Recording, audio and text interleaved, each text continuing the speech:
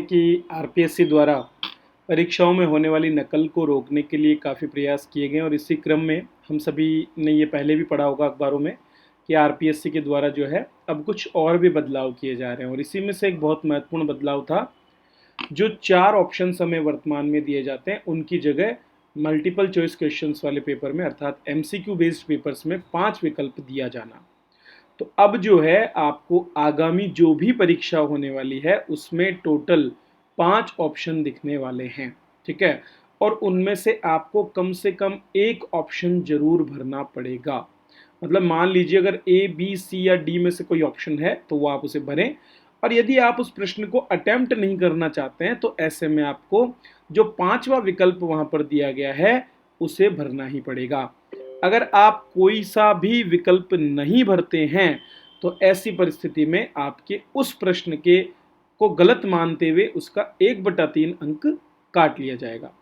इसके अलावा यदि कोई भी अभ्यर्थी ऐसा है जो कि 10% क्वेश्चंस को बिल्कुल खाली छोड़ देता है, किसी भी विकल्प का चयन नहीं करता है, तो उसे उस परीक्षा में अयोग्य कर दिया जाएगा और उसका जो है रिजल्ट काउंट नहीं होगा।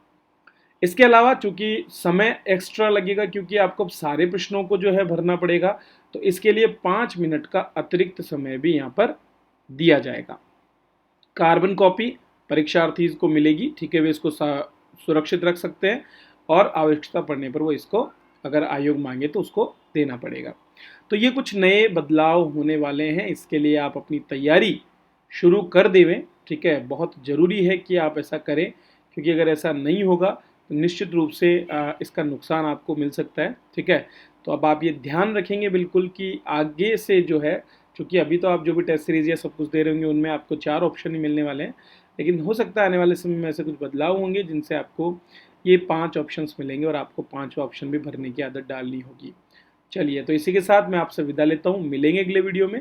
आरएस प्रीलिम्स 2023 की तैयारी के लिए बहुत से कोर्सेज और टेस्ट सीरीज हमारे प्लेटफॉर्म पर चल रही है। लिंक मैंने डिस्क्रिप्शन दिया है जहाँ से आप उसका लाभ ले सकते हैं। धन्यवाद।